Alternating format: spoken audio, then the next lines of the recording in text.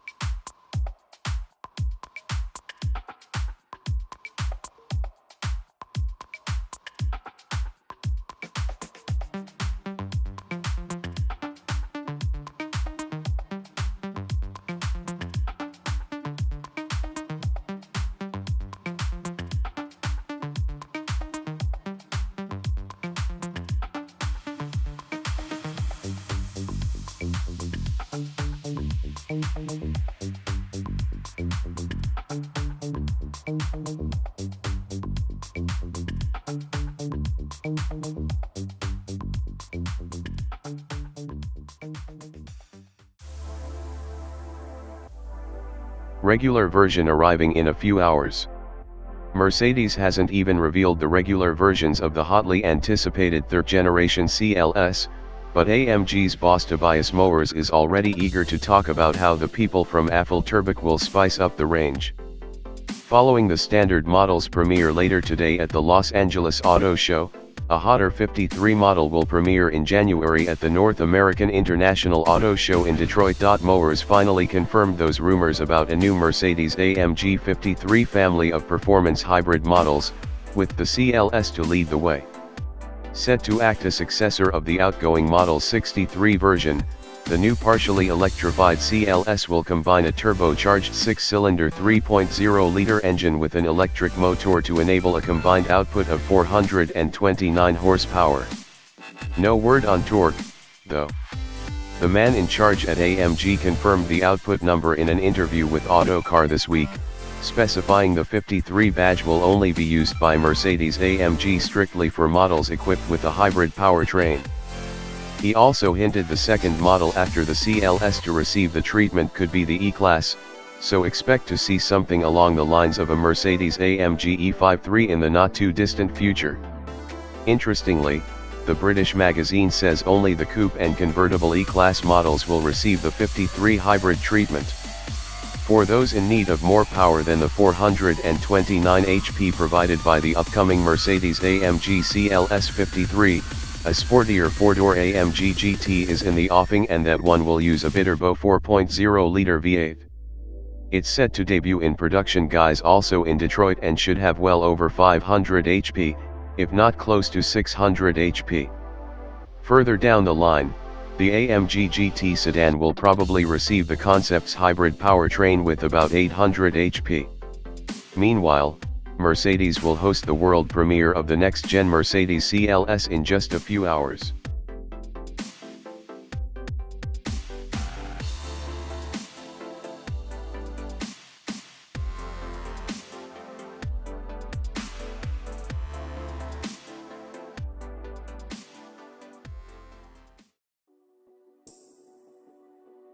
Electric car startups are going all in with their latest products, with the latest one to grace our screens, for now, being the Sondors. The crowd-funded company is present at the 2017 Los Angeles Auto Show with a three-wheel, fully electric prototype called Model Sondors, which was funded back in January and completed 7 months later. It has a 3-seat layout, 2 at the front and 1 at the rear, and it promises to become the most affordable, attractive, and practical EV ever, with an anticipated starting price of $10,000.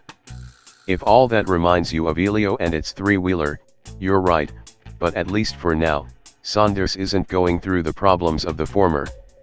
The zero-emission model can be equipped with various lithium-ion battery packs, which can be charged from 110V or 240V outlets.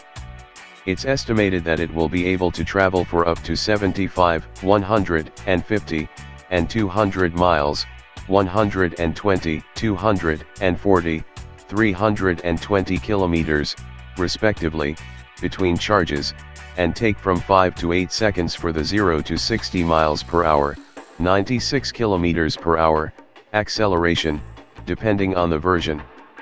Sondors' plans include a pre-production prototype of the three-wheeled EV, and up to $20 million for tooling, and only then will they sell it online, and deliver it directly to customers, if nothing interferes with the process, though, which is a fundamental difference with Elio.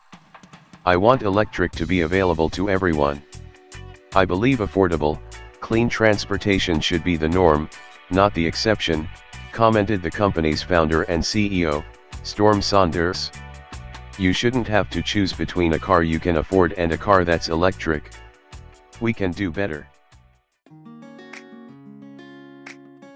Volkswagen says it wants to build some of its future all-electric vehicles in North America. During discussions with members of the media at the LA Auto Show, the German automaker said that it would like to build the production spec ID. Cross in the US, as well as a fleet of future derivatives. The idea from the beginning is to have a high utilization of manufacturing, making sure one plant is fully loaded before you go on to additional capacity somewhere else, said Volkswagen North American Region and Volkswagen Group of America Chief Executive Hinrich Woebken. Of course, we also are looking into this most likely option of industrialization in the United States. But, nothing has been finally decided yet. VW will initially start constructing its ID range of models in Germany with the entry-level hatchback model in 2019. A number of other vehicles that also use the brand's MEB platform will be built in the brand's home country.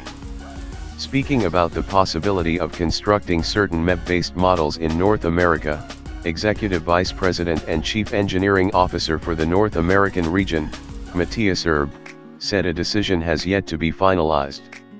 We, in the North American region, are fighting to get production here. Obviously, there would be more potential in terms of delivery times from the factory and so on. I think we can make it happen, Erb said. While the company's Chattanooga factory is the most likely candidate, it is possible that the facility in Puebla, Mexico could be tasked with building the ID. Cross and other models. Coinciding with the start of the 2017 Essen Motor Show, Ford has presented various parts that enhance the look, sound, and driving attributes of their performance models. Developed together with specialists such as Borla, KW, Remus, and Roush, they're available to order across Europe from December 1st for the Focus ST, Rs, and Mustang models. Adjustable coilover strut and shock absorbers, with up to 40 mm, 1.57 in, reduction in ride height are part of the offerings, along with light alloy wheels that offer up to 15% in weight reduction, and high-grade stainless steel exhaust systems in road-legal and track-only versions. The entire Ford performance range can also be equipped with a special gear shift knob selection, with carbon fiber and unique short-shift gear linkage for the Mustang 6-speed manual, which is said to reduce gear shift travel by 20%. Offered in 3 stages for the Mustang's 5.0-liter V8 engine are the Performance Calibration Power Packs, capable of boosting the unit's rev limit to up to 7,500 RPM. The powertrain can also be fitted with a supercharger kit, from Roush Performance, which is compatible with both 6-speed manual and automatic gearboxes, and boosts power to over 600 PS, 592 HP. Presented for the first time in Europe is the Ford Performance Drift Stick concept.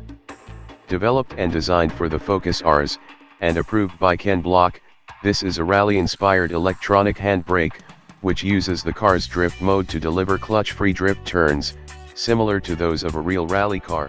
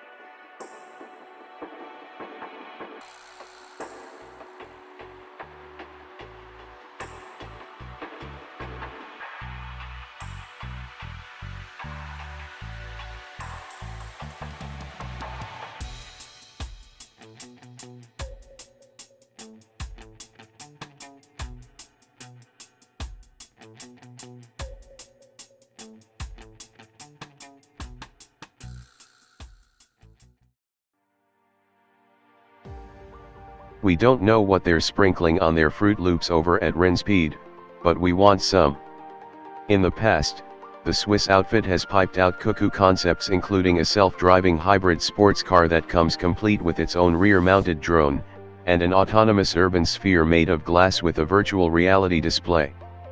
But for this year's Consumer Electronics Show, the engineers were seemingly told to turn off their minds, relax and float downstream on a wave of creativity, as the results are pretty wacky, even for Rinspeed. It's called Snap, the 24th concept from Rinspeed, and an autonomous concept car comprising of two sections, a rolling chassis called the skateboard, then an interchangeable pod that come together to make a leisure bus of activities. Rinspeed calls it an unparalleled mobility ecosystem. We see it as an epic stag-do location. The theory is that the skateboard chassis, with all the fast-aging IT components and mechanicals, will need to be binned, or recycled in Rinspeed's case, before the long-lasting eco-friendly bod. So when the time comes to part, the chassis just wheels away while the pod just pitches up like a static caravan. Then, when a new set of wheels is ready, it comes underneath and takes the pod away. Or, if you have multiple pods, you just swap them around like Thunderbird 2. The bonded chassis features two steering axles along with an air powertrain from ZF. Having two swiveling points allows the Snap to turn more effectively than a London cab. Meanwhile, the pod is fully autonomous, level 5, complete with a robotic personal assistant that we're told is happy to run errands, do an Amazon shop and possibly your tax return. The pod is fully customizable, but as it's for the future, as standard it comes with three screens for each occupant. Human interaction is so 2017. Just like the Boeing Dreamliner, the pod section features dimmable glass elements in case you want to get up to any nefarious activities, perfect for the stag-do crowd, plus 6 external-facing projectors that can be used to display messages to passengers or other road users. Like your mate, Dave, dressed as a nun. Again, perfect for the stag-do crowd. So, the Snap. You can see it for yourself at CES in Las Vegas early next year. Or tell us what you think below now. Audi has revealed that it will build 2 all-electric SUV models in Germany from 2021. The car manufacturer has previously stated that the upcoming e-tron Quattro and e-tron Sportback will be constructed in Brussels, Belgium, but for its following 2 electric SUVs, the decision has been made to build them in Ingolstadt, Germany. Audi has failed to provide specifics about these 2 future SUV models, but has said they will be just a pair of no less than 20 electrified models being launched by 2025, 10 of which will be fully electric. It is believed that the upcoming Audi e-tron Quattro will be based on a new platform built with Porsche specifically for electric vehicles. It, therefore, seems probable that this same architecture will be used by the carmaker's 2 other electric SUVs. Audi made the announcement of the 2 new models while announcing the extension of job security in Ingolstadt until 2025. We have long been fighting for a job guarantee up until the end of 2025. Our colleagues need that certainty, and that is something we can now finally give them, General Works Council Chairman Peter Moss said. That is why specifically the decision on the 2 new all-electric SUVs is another milestone on our road to a secure future, he added. Daimler has refused an offer from Chinese automaker Geely to purchase a 5% stake in the company. According to Reuters, Geely offered to purchase 5% of Daimler through a discounted share placement in a deal which would cost approximately $4.5 billion at market prices. Insiders believe Geely wants to gain access to Daimler's electric vehicle technology as tough new emissions laws are passed in China. Upon refusing the offer, Daimler said Geely can buy shares in the open market. Although Geely has failed to comment on the reports, a Daimler spokesman said it is welcome to new investors with long-term interest in the company. If Daimler did accept Geely's offer, the Chinese firm would have become Daimler's 3rd largest shareholder behind the Kuwait Investment Authority and BlackRock. Daimler already has joint ventures with Chinese car makers BAIC Motor Corp and BID. BMW isn't opposed to offering a competition package for its M-branded SUV models, including the X5M and X6M. During an interview with Auto Guide on the floor of the LA Auto Show, BMW M boss Frank Van Meel said the popularity of competition package variants of other M models means the firm's SUVs could get the same treatment. Well, competition is a strong growing market in demand, and that goes for every M. So that's also a feature we're going to use more often in the future. And that does not exclude SUVs, Van Meel said. BMW first introduced its competition package to the previous generation M5 and M6 a few years ago. Since then, both the BMW M3 and M4 have been offered in competition package guise, and both models have proven popular. If the company does decide to equip one of its M models with the same performance upgrades, it would likely do so on the next generation X5, tipped to arrive in 2018. Like other competition package equipped models, it could receive engine modifications, suspension tweaks, and new branding.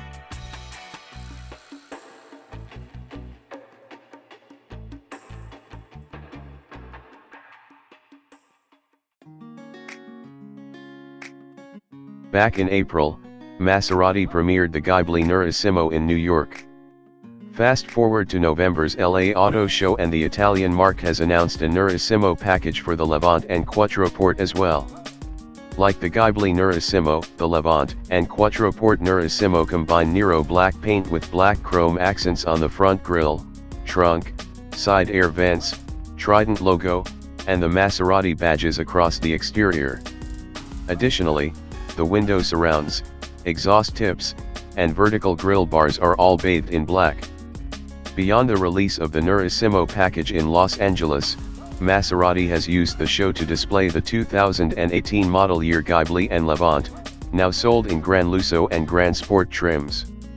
The Gran Sport line aims to cater towards owners looking for a sportier than usual experience with their Maserati. By comparison, the Gran Lusso trim includes Ermenegildo silk or full premium Italian leather upholstery, as well as wood trim throughout the cabin. Another small announcement made by Maserati in LA is that electric power steering has replaced the hydraulic power steering system of the Ghibli, Quattroporte, and Levante. The BMW X6M is a divisive car at the best of times. A 2.3-ton SUV made to attack racetracks is quite a lot to get your head around, while tuned versions of the BMW X6M compound this pickle. Do you really need more power? Well, here's the ultimate conundrum: an X6M, a car that's been designed to pummel racetracks, that's been tuned by Manhart for more power and then made to go off-road. It's called the Manhart MHX6 Dirt², a limited run, tuned Dakar car for the road from the German tuner, complete with an exoskeleton, mini fridge, and tires strapped to the boot. Not content with the M department's thorough revisions of the X6's twin-turbo V8, 575 bhp and 553 pounds-foot of torque, Manhart has wound it up quite a bit more. Like, 900 bhp and 885 pounds-foot more.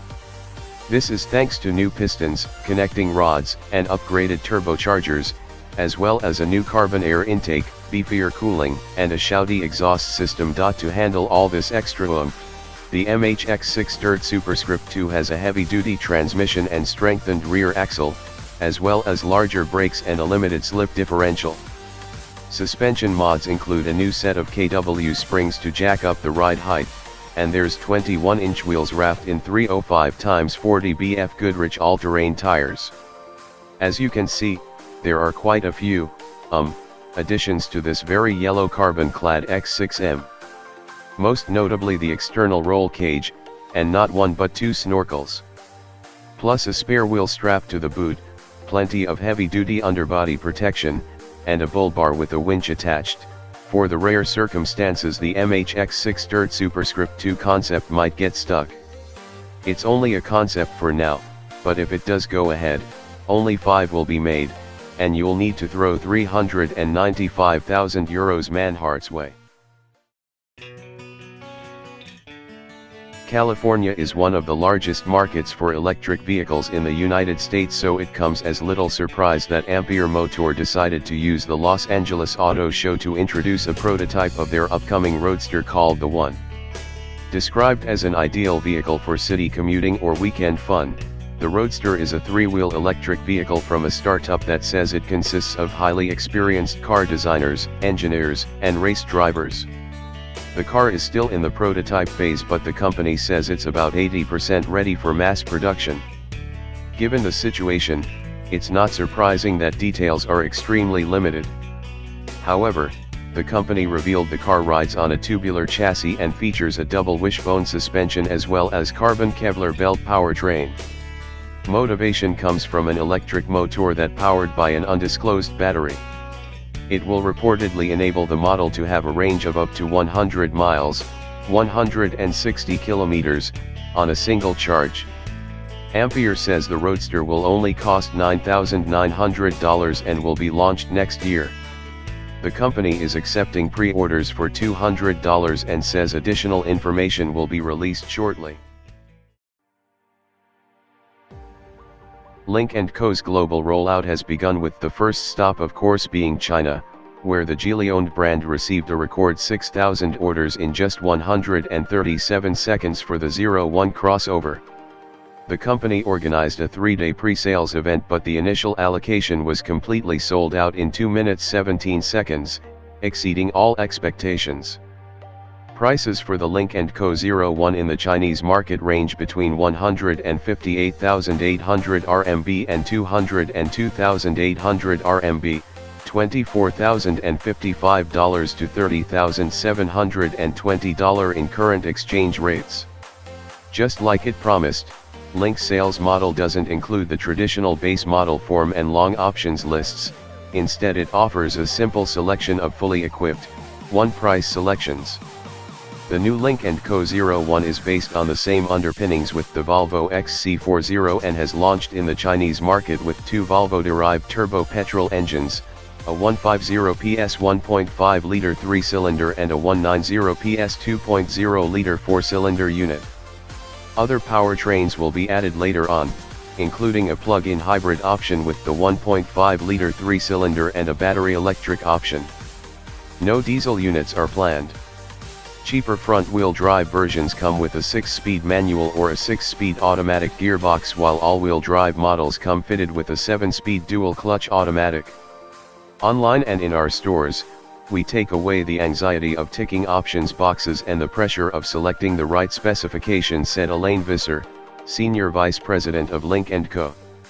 We want to break down the barriers to car ownership. No complicated combinations or decisions to make, and no negotiating. Our fixed price offering, subscription model, free connectivity, and lifetime warranty take care of all the boring and complicated details, allowing the customer to focus on the fun stuff. Sales in Europe are planned to start in 2019, while Lynk & Co. will arrive stateside in 2020. The 01 is currently being produced at the same assembly line with the Volvo XC40 in Taizhou, China. A second factory in China is also underway.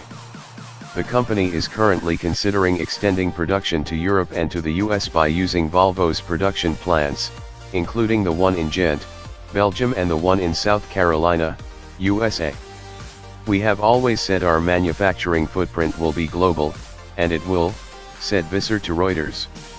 It's obvious that we are talking to Volvo to see whether there are opportunities within the small network of Volvo plants.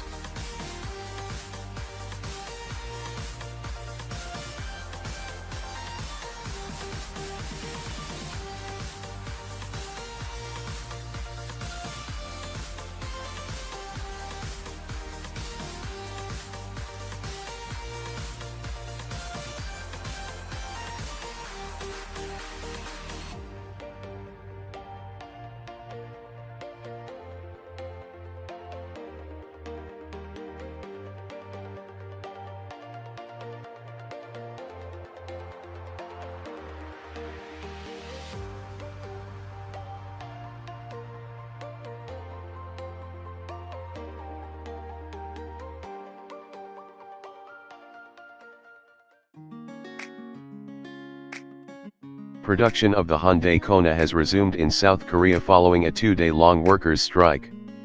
Hyundai originally intended on increasing output of the Kona and building it on a second assembly line at a domestic factory.